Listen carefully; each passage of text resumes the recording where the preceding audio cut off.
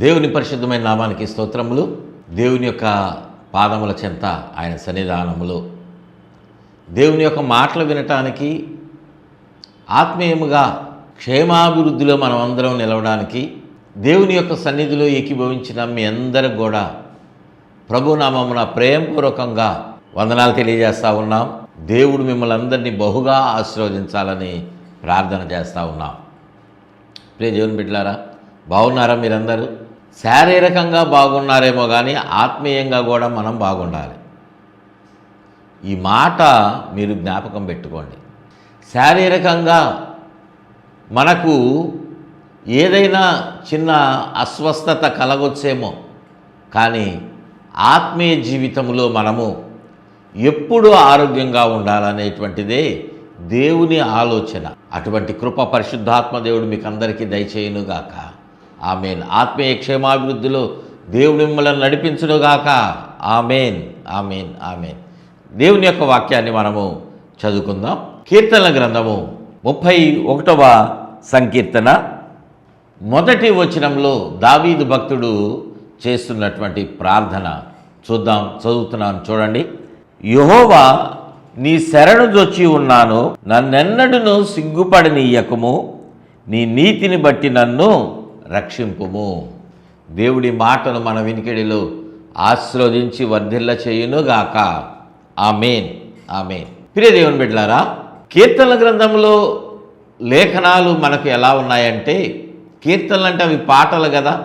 ఈ పాటలను పరిశుద్ధాత్మ దేవుడు ఎలా వ్రాయించాడు అంటే, దేవుడు చేసినటువంటి మేళ్లను బట్టి దేవునికి స్తుతులు చెల్లిస్తూ కొన్ని కీర్తనలు ఉన్నాయి. విచారంతో హృదయమంతా నిండి ఉన్నప్పుడు దేవుని యొక్క సహాయం కోరుకుంటూ నేనున్న స్థితిలో నుంచి నన్ను లేవనెత్తు ప్రభువా అని కొన్ని కీర్తనలు పాడుతూ ఉన్నారు కీర్తనాకారులు. ప్రార్థనాపూర్వకంగా కొన్ని కీర్తనలు ఉన్నాయి. అంటే పాటలోనే వారు ఎలా ఉన్నారు అంటే ప్రార్థన చేస్తున్నటువంటి వారుగా ఉన్నారు, దేవుణ్ణి అడుగుతున్నటువంటి వారుగా ఉన్నారు. ప్రియ దేవుని బిడ్డలారా, ఇక్కడ వ్రాయబడినటువంటి యొక్క 31వ కీర్తన కూడా అది ప్రార్థనా కీర్తనే. మనం ప్రార్థన అంటే మనకు కావలసినటువంటి అవసరతలన్నీ కోరుకుంటూ ఉంటాం. ప్రభువా, నాకు బట్టలు దయచేయి, మా పిల్లలకు ఉద్యోగం దయచేయి, మాకు ఒక ఇల్లు కావాలి, మాకు ఒక మోటార్ సైకిల్ కావాలి, ఒక కారు కావాలి, మా పిల్లల వివాహ కార్యక్రమంలో తోడుగా ఉండండి, మంచి సాటి అయిన భాగస్వాములను మీరే సెట్ చేయండి, మా పిల్లలకు ఇండియాలో ఉద్యోగాలు వద్దు, అమెరికాలో కావాలి, గల్ఫ్ కంట్రీస్లో కావాలి. ఇట్లా మనం కోరుకుంటూ ఉంటాం. అది సర్వసాధారణం. కానీ ఆత్మీయ జీవితంలో నేను అభివృద్ధి చెందాలి, మా పిల్లలు రక్షణ పొందుకోవాలి, మా పిల్లలు ప్రార్థన చేయటంలా, మందిరానికి రావటంలా వారిని మందిరానికి నడిపించు, రక్షణ దయచేయి, మారు మనసు అనుగ్రహించు. ఈ మాటలు ఎవరైనా అడుగుతున్నారా తల్లిదండ్రులారా? ఆలోచన చేయండి. మా పిల్లవాడు ఆస్ట్రేలియాలో ఉన్నాడు, వాడు అక్కడ మంచి కారు కొనుక్కోవాలి. ఈ ప్రార్థనే. కానీ మనం చేయాల్సినటువంటి ప్రార్థన పద్ధతులు, అంశములు ప్రత్యేకంగా ఉన్నాయి. ఇక్కడ ఒక మాట దావీదు భక్తుడు అడుగుతున్నాడు దేవుని సన్నిధిలో. ఏమంటా ఉన్నాడు అంటే, నేను నీ శరణు జొచ్చి ఉన్నానని దేవుని సన్నిధిలో శరణు కోరుతూ అడుగుతూ అంటున్నాడు, నన్నెన్నడూ సిగ్గుపడనీయకము. దేవునికి మహిమ కలుగునుగాక. హల్లెలూయా, హల్లెలూయా. ప్రియ దేవుని బిడ్డలారా, దావీదు యొక్క ఆలోచన ఎలా ఉన్నది? నేను ఎక్కడైనా సిగ్గుపడతానేమో, నన్ను సిగ్గుపడనీయొద్దు ప్రభువా. దేవా, నాకు సిగ్గు వద్దు నాయన, సిగ్గుపడనేటువంటి పని నేను చేయకూడదు, సిగ్గుపడనీయొద్దు నన్ను అనేటువంటి మాట దేవుని సన్నిధిలో భక్తుడైనటువంటి దావీదు, కీర్తనకారుడుగా ఉన్నటువంటి దావీదు దేవుని సన్నిధిలో ప్రార్థన చేస్తూ ఉన్నాడు. దేవునికి మహిమ కలుగునుగాక. హల్లెలూయా. ప్రియ దేవుని బిడ్డలారా, మనము సిగ్గుపడేటువంటి పనులు కొన్ని చేసేటువంటి వాళ్ళంగా ఉంటా ఉన్నాం. ఈ లోకంలో మనము జీవిస్తున్న సమయంలో మనకు తెలియకుండానే లోకంలో మనం సిగ్గుపడతాం. కొన్ని పనులు చేయాలంటే సిగ్గుపడతాం. మేలుకరమైనటువంటివి, మనకు దీవెనకరమైనటువంటివి చేయాలన్నా సిగ్గుపడతాం. కొన్ని మనం చేసేటువంటి పనిని బట్టి మనకు సిగ్గు వస్తూ ఉంటుంది. అంటే ఇతరుల ముందు మనం తలదించుకునేటువంటి పనులే మనం చేసేటువంటి వాళ్ళంగా ఉంటాం. కొన్ని పనులు మనం చేస్తాము, ప్రతిఫలం రాకపోతే మనకు అది సిగ్గుతనమే కదా, సిగ్గుపడటమేగా. ఒక మాట మనం చూసినట్లయితే యెషయా భక్తుడు తను వ్రాసినటువంటి గ్రంథములో పుస్తకములో ఒక మాట తెలియజేస్తా ఉన్నాడు. యెషయా గ్రంథము 42వ అధ్యాయము 17వ వచనంలో ఏమంటా ఉన్నాడు అంటే, చెక్కిన విగ్రహములను ఆశ్రయించి పోత విగ్రహములను చూచి మీరే మాకు దేవతలని చెప్పువారు వెనుకకు తొలగి కేవలము సిగ్గుపడుచున్నారు. విన్నారా ఈ మాటలు? చదివినటువంటి మాట మీరు జాగ్రత్తగా గమనించారా, గ్రహించారా? ఇక్కడ ప్రవక్త ద్వారా పరిశుద్ధాత్మ దేవుడు ఒక మాట తెలియజేస్తా ఉన్నాడు. చాలామంది లోకంలో ఎలా ఉన్నారు అంటే చెక్కినటువంటి విగ్రహాలను ఆశ్రయిస్తూ ఉన్నారు.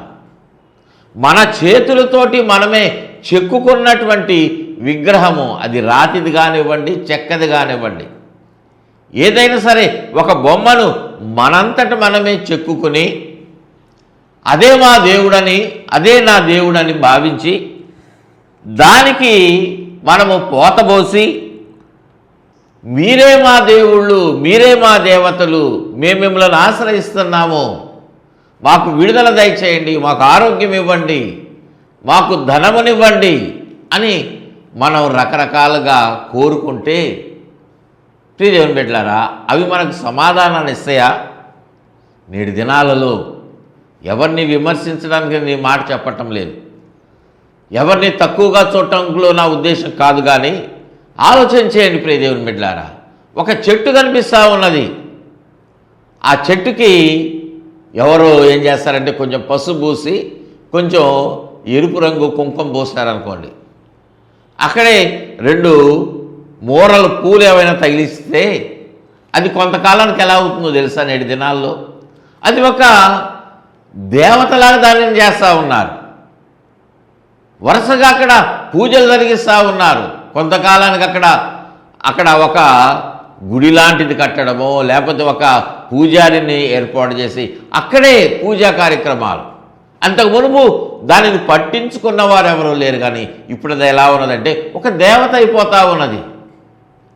ప్రియమైన దేవుని బిడ్డలారా, సృష్టిలో ఉన్నటువంటి వాటిని మనం పూజ చేస్తున్నాము, కానీ సృష్టించినటువంటి దేవుణ్ణి, సృష్టికర్తను మనం విడిచిపెడతా ఉన్నాం. లేఖనం అదే మాట్లాడుతూ ఉన్నది. సృష్టికర్తను మీరు విడిచిపెట్టి సృష్టిని పూజ చేస్తూ ఉన్నారని పౌలు భక్తుడు రోమా సంఘానికి, రోమేలకు రాసినటువంటి పత్రిక 1వ అధ్యాయంలో చెప్తా ఉంటాడు కదా. మన జీవితాలు కూడా ఇలానే అయిపోతూ ఉన్నాయి ప్రియదేవుని బిడ్డలారా. మనం వాటిని బట్టి మనం సిగ్గుపడతాం. ఎందుకంటే మనకు తగిన సమయంలో అవి మనకు సహాయం చేసేటువంటివిగా ఉండవు. అందుకని మనము అటువంటి వాటిని మనం ఏం చేయాలంటే విడిచిపెట్టాలి. సిగ్గుపడకుండా మనము దేవుని యొక్క సన్నిధిలో ఏకీభవించి ఆయన సన్నిధిని మనము అనుభవించేటువంటి వాళ్ళంగా ఉండాలి. ఆయనకు మనం ప్రార్థన చేసి మనం సమాధానాన్ని పొందుకునేటువంటి వాళ్ళంగా ఉండాలి. దేవునికి మహిమ కలుగును గాక. హల్లెలూయా. అందుకే మనం చూసినట్లయితే 119వ కీర్తనలో 46వ వచనంలో సిగ్గుపడక రాజుల ఎదుట నీ శాసనములను గూర్చి నేను మాటలాడేదను. మనం ఈ మాటను ఇతరులకు చెప్పాలంటే మనకు భయం, మనకు సిగ్గు. దేవుని యొక్క మాటను, దేవుడు అంటే ఎవరు? ఆయన సామాన్యుడా? నువ్వు ఉంటున్నటువంటి నీ రాజ్యాన్ని, నీ దేశాన్ని, నువ్వు ఉంటున్నటువంటి ప్రపంచాన్ని, ఈ ప్రపంచంలో ఉన్నటువంటి ఈ విశ్వాన్ని సృష్టించినటువంటి సృష్టికర్తే దేవుడు. దేవునికి మహిమ కలుగును గాక. హల్లెలూయా. నేటి దినాల్లో అమెరికా అనేటువంటిది ఒక సూపర్ న్యాచురల్ పవర్ ఉన్నటువంటి కంట్రీగా దానిని చాలామంది చూస్తూ ఉన్నారు. అది డెవలప్డ్ కంట్రీ, అభివృద్ధి చెందిన దేశం.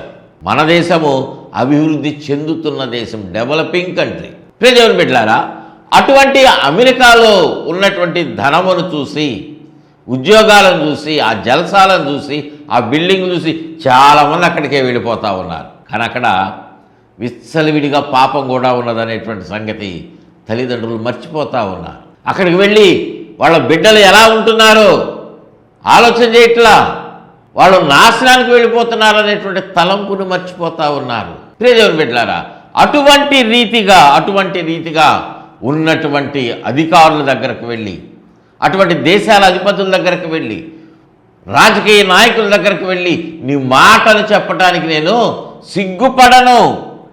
సిగ్గుపడక రాజుల ఎదుట నీ శాసనములను గురించి నేను మాట్లాడేదను. దేవునికి మహిమ కలుగునుగాక. హల్లెలూయా. నీవు పనిచేస్తున్నది ఒక అధికారి దగ్గర అవ్వచ్చు, కానీ ఆ అధికారి కూడా నీలాంటి ఒక సామాన్యుడే. దేవుని యొక్క అవసరము అతనికి ఉన్నది, రక్షణ అతనికి అవసరము. అధికారి అయినా సరే, కోట్ల రూపాయలు కలిగి ఉన్నటువంటి వాడైనా సరే, నెలకి ₹1,00,00,000 సంపాదిస్తున్నటువంటి ఉద్యోగం చేస్తున్నా, కొన్ని కోట్ల రూపాయలు సంవత్సరానికి ఆదాయం సంపాదిస్తూ ఉన్నా, అతడు రక్షించబడకుండా చనిపోతే నరకానికి వెళ్తాడు. అందుకని మనం ఏం చేయాలంటే, వారి ఎదుట మనం సిగ్గుపడకుండా మనం ఏం చేయాలంటే, దేవుని శాసనాలు, ఇదిగో రాజా, ఇదిగో అధికారి, దేవుడు, నేను సేవిస్తున్న దేవుడు ఈ రీతిగా ఉన్నాడు, ఆయన నిన్ను రక్షించగలిగినటువంటి సమర్థుడు, నిన్ను రక్షిస్తాడు. నన్ను రక్షించినటువంటి దేవుడు, నా పాపాలను విడిపించినటువంటి ఈ యొక్క వాక్యము నీ పాపాలను కూడా కడిగి వేస్తుంది. నువ్వు యేసయ్యను నమ్ముకొని చెప్పగలుగుతానికి సిగ్గుపడతా ఉన్నావా? సిగ్గుపడద్దు. రాజుల ఎదుట నీ శాసనములను గూర్చి నేను మాట్లాడతానని దేవుడు ఇక్కడ కీర్తనాకారుడు ద్వారా తెలియజేస్తున్నాడు. దేవునికి మహిమ కలుగునుగాక. హల్లెలూయా, హల్లెలూయా. మరొక మాట కూడా మనం చూసినట్లయితే 119వ కీర్తనలోనే 31వ వచనంలో ఇక్కడ అంటున్నటువంటి మాట, యెహోవా, నేను నీ శాసనములను హత్తుకొని ఉన్నాను, నన్ను సిగ్గుపడనీయకము. కీర్తనకారుడు ఈ మాటలు ఈ భాగంలో అంటున్నాడు, నీ శాసనములను నేను హత్తుకొని ఉంటాను, నేను సిగ్గుపడను, నన్ను సిగ్గుపడనీయొద్దు. సిగ్గు అనేటువంటిది మనం విడిచిపెట్టాలి, ఎందుకంటే అది మనకు ఘనమైనటువంటి కార్యం. చాలామంది దేవుని యొక్క వాక్యాన్ని, బైబిల్ తీసుకొని చర్చికి రావడానికి సిగ్గుపడతా ఉన్నారు. మీరు అలా ఉన్నారేమో ప్రియ దేవుని బిడ్డలారా. మీలో ఎవరైనా దేవుని యొక్క వాక్యాన్ని, బైబిల్ గ్రంథాన్ని చేత పట్టుకొని, బైబిల్ని తీసుకొని మందిరానికి వెళ్ళటానికి సిగ్గుపడేటువంటి మనసులు ఉన్నారేమో, ఆ మనసు ఉందేమో. చాలామంది ఎలా ఉంటున్నారు తెలుసా? బైబిల్ తీసుకెళ్ళటం ఎందుకండి, నా మొబైల్లో బైబిల్ ఉంది, నా ఫోన్లో బైబిల్ ఉంది, నేను బైబిల్ తీసుకెళ్లాల్సినటువంటి పని లేదు, ఏది చెప్పినా అక్కడ నేను తీస్తా. ఇంగ్లీష్లో ఉంది, తెలుగులో ఉంది, వేరే అదర్ లాంగ్వేజెస్లో కూడా ఉంది కదా. ప్రియదేవుని బిడ్డలారా, డిజిటల్ బైబిల్ కాదు, పరిశుద్ధ వాక్యము, పరిశుద్ధ గ్రంథమును చేత పట్టుకొని వెళ్ళటమే నీకు చాలా గౌరవము. నువ్వు అనుకుంటున్నావు బైబిల్ తీసుకొని వెళ్ళటానికి సిగ్గుపడుతున్నావు, ఫోన్ తీసుకొని వస్తున్నాను కానీ బైబిల్ని చేత పట్టుకోవడానికి ఇష్టపడట్లా. యవ్వనస్తులు, పెద్దవాళ్ళు ఎంతమంది మీలోనే ఎవరైనా ఉన్నారేమో, అలాంటి పనులు చేయొద్దు. కానీ ఇక్కడ లేఖనంలో కీర్తనగారు అంటున్నాడు, నీ శాసనములు నేను హత్తుకొని ఉన్నా, నన్ను సిగ్గుపడనీయకము. ప్రియదేవుని బిడ్డలారా, దేవుని యొక్క వాక్యమును నువ్వు కలిగినటువంటి జీవితమును కలిగి ఉంటే, ఆయన వాక్యాన్ని నువ్వు హత్తుకొని ఉంటే నిన్ను దేవుడు ఘనపరుస్తాడు, కానీ సిగ్గుపడనివ్వడు. ఈ ప్రార్థన మనము చేయవలసిన వారముగా ఉన్నాం. దేవునికి మహిమ కలుగునుగాక. హల్లెలూయా, హల్లెలూయా.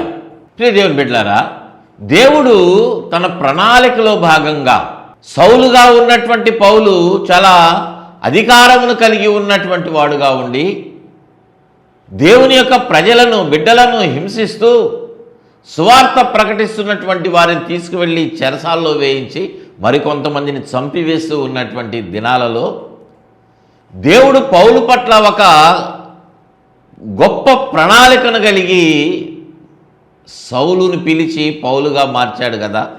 మీకందరికీ తెలుసు ఆ పౌలు ఎలా ఉన్నాడు.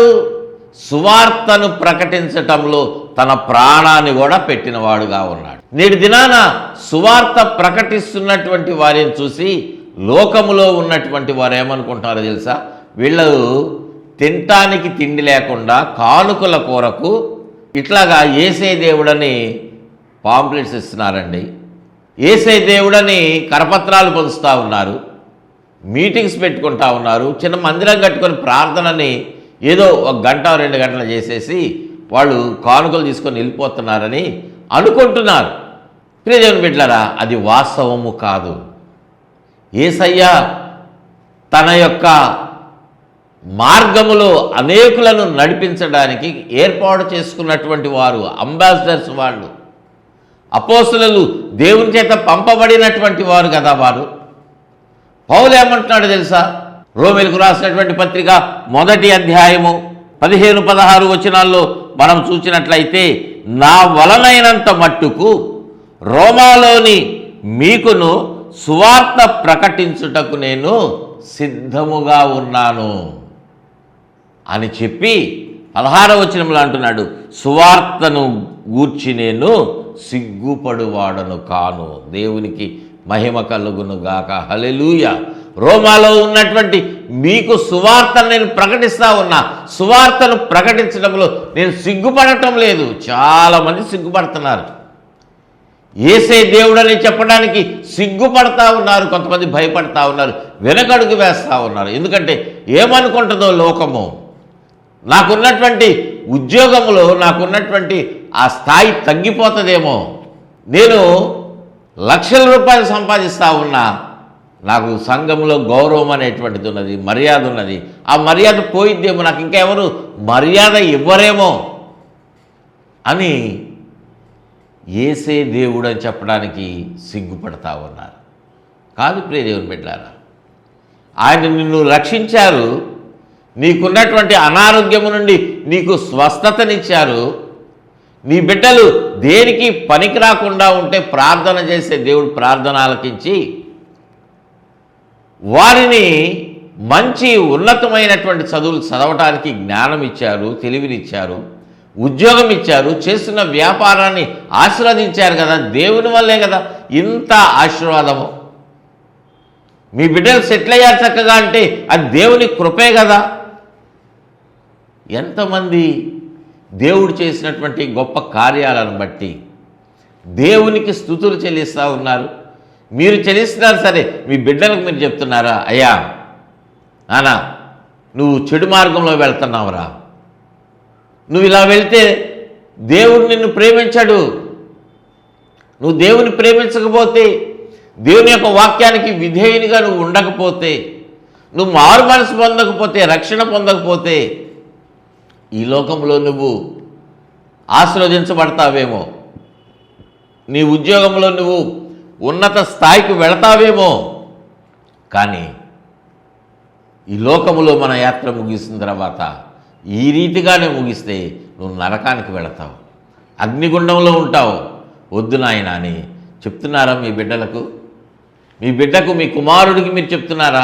సీరియల్స్ సినిమాలు చూస్తున్నారా? మీ కుమార్తెకు చెప్తున్నారా? పబ్బులకు వెళ్తున్నారు కదా వాళ్ళు, ఎక్కడో మెట్రోపాలిటన్ సిటీస్లో ఉండి ఎక్కడో ఫారెన్ కంట్రీలో ఉన్నారని మీరు సంబరపడుతున్నారేమో, కానీ వాళ్ళు ఎలాగా ఏ రీతిగా వాళ్ళ జీవితము ముగింపులోనికి రాబోతోందో ఆలోచన చేశారా?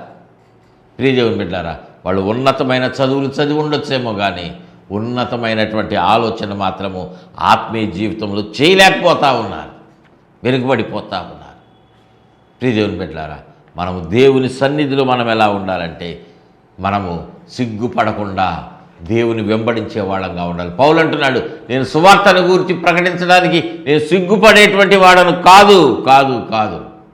మనము యేసయ్యను గురించినటువంటి మాటలు, యేసయ్య మాటలు మనము తెలియచేయటానికి మనము ముందుకు అడుగు వేసేటువంటి అనుభవంలో ఉండాలి. దేవునికి మహిమ కలుగునుగాక. హల్లెలూయా. పౌలు తిమోతికి వ్రాస్తూ 2వ పత్రికలో ఒక మాట చెప్తా ఉన్నాడు. తిమోతికి వ్రాసినటువంటి 2వ పత్రిక 4వ అధ్యాయము 2వ వచనంలో, వాక్యమును ప్రకటించుము తిమోతి, వాక్యాన్ని ప్రకటించుము, సమయమందును అసమయమందును ప్రయాసపడుము, సంపూర్ణమైన దీర్ఘశాంతముతో ఉపదేశించుచు ఖండించుచు గద్దించుము, బుద్ధి చెప్పుము. దేవునికి మహిమ కలుగునుగాక. హల్లెలూయా. వాక్యాన్ని చెప్పేటువంటి వారు ఈ రీతి లక్షణాలను కలిగి ఉండాలి. సమయం లేదు నాకు అంటున్నారు. ఇప్పుడు చీకటి పడిపోయింది, నేను వెళ్ళి వాక్యం చెప్పను అంటున్నారు. ఇంత పొద్దున్నే వాక్యం చెప్పాలా? మధ్యాహ్నం పూట నిద్రపోయే టైం ఇప్పుడు వాక్యం చెప్పాలా? ఇంకెప్పుడు చెప్తావు నువ్వు? దేవుడు నీకు ఆరోగ్యం ఇస్తే చెప్పవు, అనారోగ్యంగా ఉందని కొంచెం తలనొప్పిగా ఉంది ప్రార్థనకి వెళ్దాం రమ్మంటే నువ్వు వెళ్ళవు, సువార్త పరిచర్య చేద్దాం రమ్మంటే నువ్వు రావు. అంత దూరం వెళ్ళాలా? ఎండాకాలం నేను నడవలేను, బండి మీద వెళ్తే వడదెబ్బ తగులుతుందని రకరకాల సాకులు చెప్తూ ఉన్నారు చాలామంది. ఇంకెప్పుడు మీరు ప్రకటిస్తారు? ఎప్పుడు? పౌలు తిమోతికి చెప్తున్నాడు, సమయమందును అసమయమందును ప్రయాసపడము. నువ్వు ప్రయాసపడు తిమోతి, సంపూర్ణమైన దీర్ఘశాంతమును నువ్వు కలిగి నువ్వు ప్రయాసపడాలి, ఉపదేశించాలి, ఖండించాలి. లోకంలో చేస్తున్నటువంటి ప్రజల తప్పులను ఖండించాలి, వారికి బుద్ధి చెప్పాలి, ఉపదేశించు. నువ్వు సిగ్గుపడద్దని దేవుడు నీకు చెప్తా ఉన్నాడు, దేవుడు చెప్తా ఉన్నాడు. ప్రియదేవుని బిడ్డలారా, మనము ఈ రీతిగా సిగ్గుపడనటువంటి రీతిగా దేవుని యొక్క పరిచర్యను మనము జరిగించే వాళ్ళంగా ఉండాలి. దేవునికి మహిమ కలుగునుగాక. హల్లెలూయా, హల్లెలూయా. మనం సిగ్గుపడుతున్నామేమో, సిగ్గుపడదు. అందుకే పౌలు కొరింథీ సంఘానికి వ్రాసినటువంటి పత్రికలో ఒక మాట చెప్తా ఉన్నాడు. కొరింథీలకు వ్రాసినటువంటి పత్రిక 9వ అధ్యాయము 16వ వచనంలో అక్కడ పౌలు చెప్తున్నటువంటి మాట, నేను సువార్తను ప్రకటించుచున్నాను, నాకు అతిశయ కారణము లేదు, సువార్తను ప్రకటించవలసిన భారము నా మీద మోపబడి ఉన్నది. అయ్యో, నేను సువార్తను ప్రకటింపక పోయిన ఎడల నాకు శ్రమ. చూసారా పౌలు ఏమంటున్నాడు? చూసారా, నేను సువార్తను ప్రకటించకపోతే నాకు శ్రమ. శ్రమ. సువార్త ప్రకటిస్తే శ్రమని భయపడుతున్నారు చాలామంది, కానీ ప్రకటించకపోతేనే నీకు శ్రమ.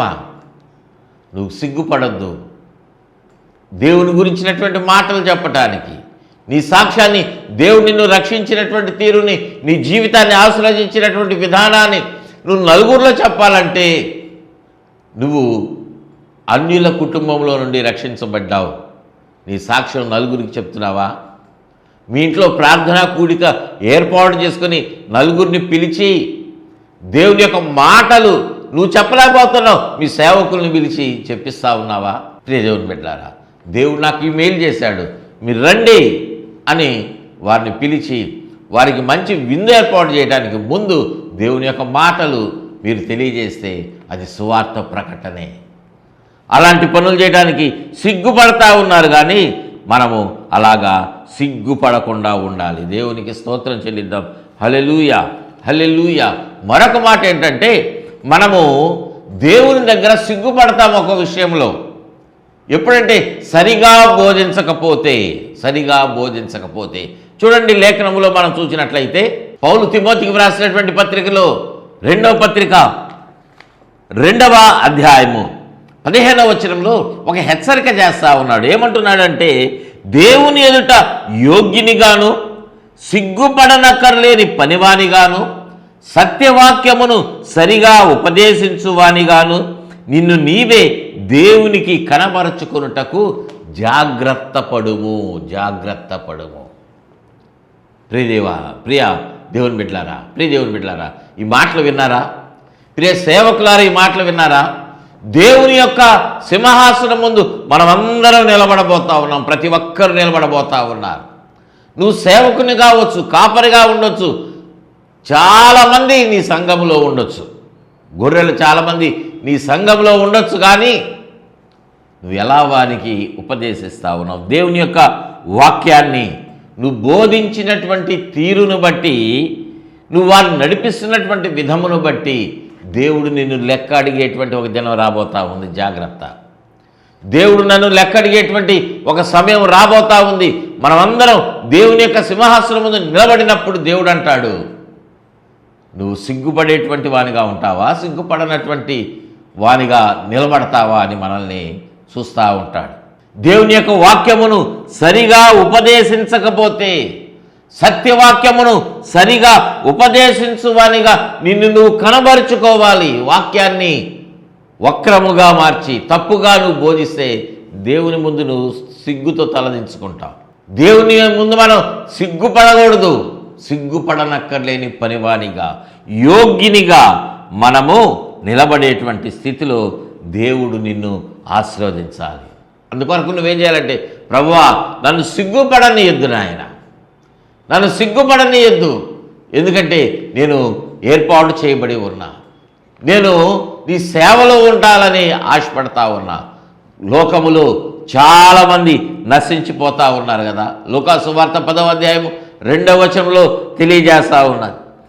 పనివారు కొద్దిగానే ఉన్నారు, పంట ఏమో చాలా ఎక్కువగా ఉంది. నశించిపోతున్నటువంటి వారు చాలామంది ఉన్నారు, కోసేటువంటి వారు కొద్దిమందే. నన్ను ఒకనిగా లేపు నాయనా అని నువ్వు ప్రార్థన చేస్తున్నావా? దేవుని మహింపరచబడాలి, దేవుడిని ద్వారా మహింపరచబడాలి, కానీ ఎక్కడా తక్కువగా ఆయన ఉండకూడదు. అందుని బట్టి ప్రియ దేవుని బిడ్డలారా, దేవుని సన్నిధిలో దావీదు చేసినటువంటి రీతిగా నీ శరణు వచ్చి ఉన్నాను, నన్ను సిగ్గుపడనీయకము, నన్ను సిగ్గుపడనీయొద్దని నువ్వు ప్రార్థన చేయి. దేవుడు తన సింహాసనం ఎదుట నిన్ను మహిమ కలిగినటువంటి పాత్రగా నిలబెట్టి నీకు బహుమానాలు ఇచ్చేటువంటి రీతిగా నిన్ను వాడుకుంటాడు. అటువంటి కృప పరిశుద్ధాత్మ దేవుడు మనకందరికీ దయచేయునుగాక. ఆమేన్. ఆయన వాడుకుంటాడంటే ఏదో ఒక రీతిగా దేవుడు నిన్ను ఉపయోగించుకుంటాడు. అటువంటి కృప పరిశుద్ధాత్మ దేవుడు నీకు దయచేయునుగాక. ఆమేన్. ప్రార్థన చేసుకుందామండి. ప్రేమ కలిగిన తండ్రి, మీకు వందనాలు నాయన, స్తోత్రాలు. అవును ప్రభువా, మేము అనేకమైనటువంటి వాటిని అడుగుతూ ఉన్నామేమో, ప్రార్థన చేస్తూ ఉన్నామేమో, కానీ దావీదు భక్తుడు అంటున్నాడు, నన్ను సిగ్గుపడనీయకుము. అవునయ్యా, మేము మిమ్మల్ని అడిగేటువంటి విషయంలో కూడా సిగ్గుపడతామేమో. ప్రభువా నాయన, సిగ్గుపడకుండా మీ సన్నిధిలో మేము నిలబడేటువంటి ఆ యొక్క జీవితాన్ని మాకు దయచేయండి. మీ లేఖనాలు మేము విని రక్షించబడిన మీదట లేఖనానుసారంగా నడిచేటువంటి ఆ జీవితాలు మాకు దయచేయండి. ఈ మాటలు వింటున్న వారిని, ఈ మాటలు ప్రభువా స్పాన్సర్ చేస్తున్నటువంటి బిడ్డలను మీరు దీవించి ఆశీర్వదించండి. మంచి భవిష్యత్తు నాయన. యవనస్తులు అనేక మంది తొట్టిల్లుతూ ప్రభువా నాయన లోకాశలో పడిపోతూ ఉండగా, వారు మా ప్రభువా లోకముతో జీవిస్తూ ఉండగా ఆయన లోకాన్ని సిలువ వేసుకొని మీ ఎదుట వారు నిర్దోషులుగా నిలబడటానికి సహాయం చేయండి. సిగ్గుపడనక్కర్లేనటువంటి పనివారిగా వారిని మీరు ఏర్పాటు చేసుకోండి నాయన. ప్రభువా పరిచర్యను జ్ఞాపకం చేసుకోండి ఆయన, ప్రతి ఒక్కరిని జ్ఞాపకం చేసుకోండి. అనేకులకు రక్షణకరంగా మీ మాటలు నిలిచి ఉండడానికి సహాయం చేయండి నాయన. ప్రభు మంచి ఆరోగ్యంతో నింపి ప్రతి ఒక్కరిని మీరు వర్ధిల్ల చేయమని మహిమాగంత ప్రభావాలు మీకే ఆరోపిస్తూ యేసయ్య శ్రేష్టమైన నామమున అడిగి వేడుకుంటున్నాం తండ్రి. ఆమేన్, ఆమేన్, ఆమేన్. తండ్రి, కుమార, పరిశుద్ధాత్మ త్రియేక దేవుని దీవెన కాపుదల భద్రత తోడుగా ఉండి ఈ యొక్క కార్యక్రమం స్పాన్సర్ చేసిన వారికి, ఏకీభవించిన వారికి సహాయం చేసి వర్ధిల్ల చేయనుగాక. ఆమేన్, ఆమేన్, ఆమేన్. God bless you all.